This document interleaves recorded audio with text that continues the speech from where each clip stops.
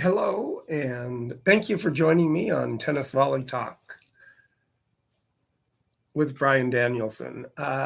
This episode is kind of coming up on my second year almost of doing this podcast, which I've always liked doing.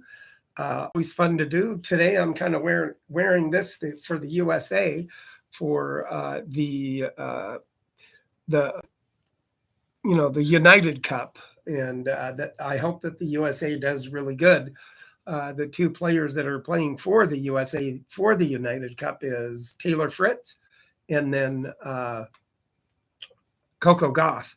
And they ended up winning actually against Canada and then Croatia so far. And so they're on their way towards getting into the final, and then hopefully, they will do good and maybe be vying for the United Cup possibility. So we can always hope for that. Like I said, this is my 100th episode, which is kind of a thrill for me to be able to do. And I just like being able to bring this to you each week.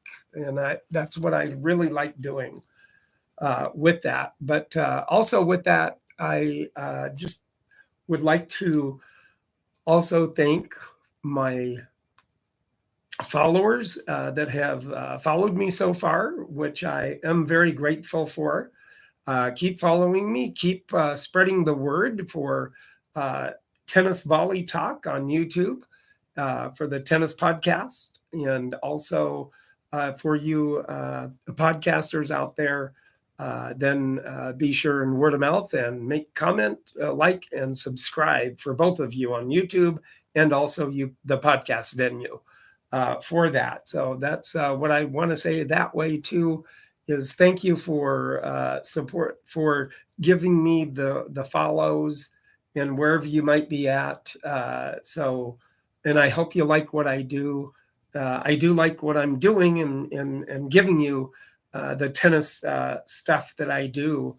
And this last year, in my second year, I've had a very good, fun time doing a lot of the over the phone interviews that I've done, especially with B Hunt. And congrats out there for B Hunt, the tennis historian for the West Side Tennis Club in Forest Hills, New York, that was so gracious enough to invite me to the West Side Tennis Club when I was in New York to watch the US Open Fan Appreciation Week, which was really fun to be able to do too.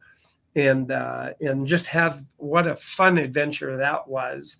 And then some of the other people that I've called over the phone this year to be able to talk to and to get insights on what they've done and the accomplishment behind what they've done in tennis. And then also the art gallery that has the old tennis books that's in Manhattan, and also the tennis club that is in Manhattan also. So I may, when I go back to New York to watch Fan Appreciation Week, what I'll do is hopefully get a chance to visit both of those places in Manhattan, and still go out there, brave the subway too.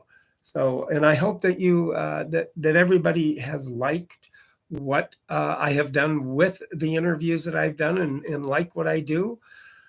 And then also do like Racket of the Day, which I've always liked being able to do with a Racket of the Day. And with that too, what do you think of the tennis that's being played around right now with the United Cup? And who do you think is the odd-on favorite to win the United Cup this year? Probably Germany again, maybe, but not sure who that might be. But it's all around, all really good tennis playing all the way around and everything. And then the nice thing is that now we have back in the tennis fold again now is a super talented player that has been injured, a wrist injury and everything like that. So that is Nick Kyrgios, which is just an absolute, he can hit any shots that around. But he came across to Kyrgios, the Frenchman, that has just a booming serve. And he's like 6'8", 6'6". But he has a consistent booming serve and serve and volley a lot too. So Kyrgios lost in third set tiebreaker. But it was a really good match and good hitting all the way around that I watched in his tournament there. And Djokovic is playing also. And Kyrgios and Novak Djokovic ended up playing doubles together and won doubles the other night with some fantastic play and some great doubles being played too. And so let me know by, with you YouTubers, like, comment, and subscribe. And then you podcasters, like, comment, and subscribe. And then you're going to hear about Racket of the Day coming up. And if you want to take a look at the racket that I have, that I'm showing, then you can always go to my YouTube channel, Tennis Volley Talk, and then take a look at the racket that I show today too. And with that, I just would like to know what you guys like me. Make comments. I don't get very many comments on what I do. What do you like that I do? Did you like some of the things that I did, like the recipe, the tennis recipe book? And did you like that? Or did you like guess the player I'm talking about, and anything of that nature? Just let me know in comments what you'd like for me to do this year, and my third year coming up in a few episodes. And I'll be starting my third year, which I will be very happy about.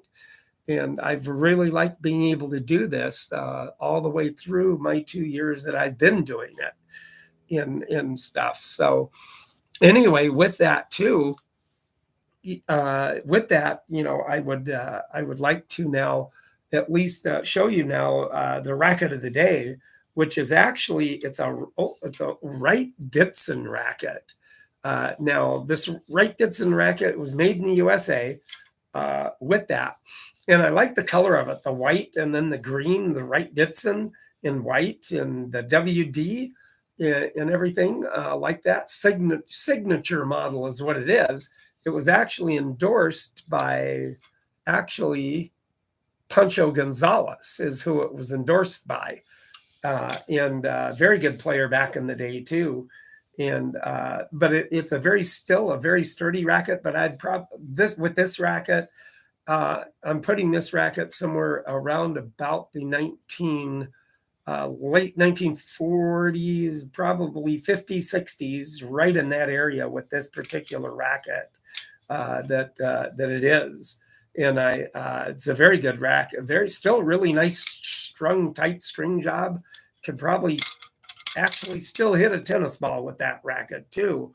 And then with the Wright-Ditzen too, with that, and I like the white part of it there on the bottom part, and then the green, then the white throat, and then the green with the Wright-Ditzen on it, and the white again, and everything laminated with that. Very good, strong racket all the way around. Very good condition. I'm not really sure. It could be it's a hardwood, maybe ash or maple or whatever they might use in between right there with the wood that they can form and make the tennis racket itself too. So yeah, if you like that, and it's a very nice, very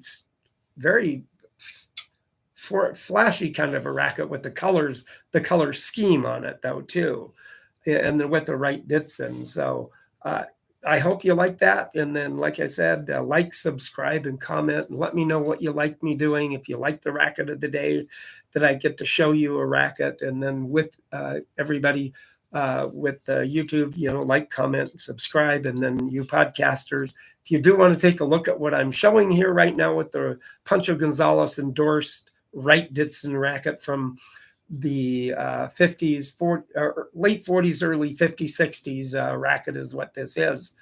And then I'm sure it was sold in a lot of just sporting goods stores with the Wright-Ditzen label on it there too. And WD Wright-Ditzen. So with that, I hope that you do like that. Now, with the Wright Ditson. Wright Ditson, about 150 years old, and they were actually, it was it was the early fabric of American sports history, woven within the early fabric of the American sports history too. It's founded in 1890 or 1871. And then it was actually bought by Spalding in 1891. But Wright Ditson still had the name put to it back in the day, still up until the 40s. And then that's where it went over to Spalding that way too. And then with that, it, with that in the early, with that founded in 1871, like I said, and it was by Baseball Hall of Famer George Wright and businessman Harry Ditson is who the founders were in 1871. Like I said, in 1891, Spalding bought it out, and then it didn't actually change over. It kept the Wright Ditson name, and it was all sold in the U.S. and everything made in the U.S. Or sold in the U.S. Didn't change away from Wright Ditson until the 40s. But George Wright, and because of they were the purveyor of tennis and golf and baseball equipment back in the day too, as far as that. But Al Spalding and then A.J. Wrench and then George Wright, they all played for the Boston National Baseball Team in 1877. So that's where that kind of the history of the sports came into existence. And then evidently then Spalding came along in 1891 and he bought out Wright Ditson, and then they went on from there and making the rackets back in the day. And they did make them as far back as the 1800s back then in 1871 and later. But then the rackets that are endorsed and everything, and like I said, Pancho Gonzalez was the one who endorsed that racket back in the day. And then Pancho Gonzalez, he was born in 1928, and then he passed away at only 67, which was really a young age in 1995. He actually won 15 major singles titles, including 2 U.S. national championships in 1948 and 49, and 13 professional Grand Slam titles. And he was very popular back in the 50s and 60s, and he was number 1 between 1952 and 1961 back in that time. And I probably started a little later after that in 1968 or 9 is when I started playing tennis. So he was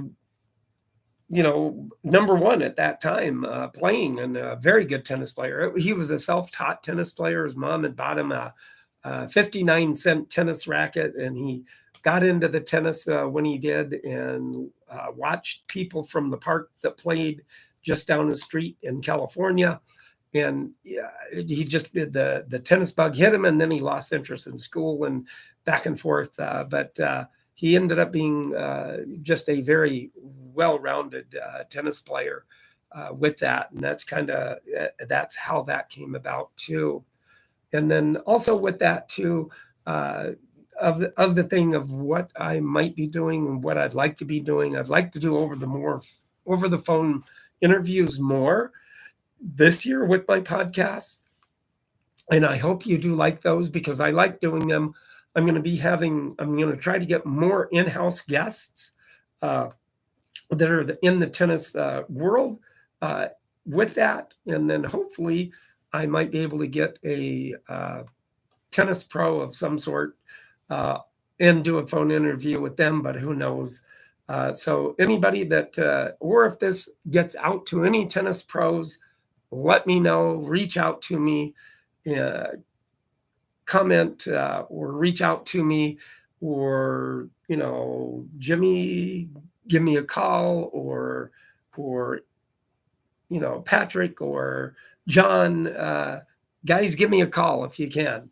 And I'd love to do an over the phone interview with you, and then kind of grow the podcast if I can, with getting some people that are known in the tennis world out there.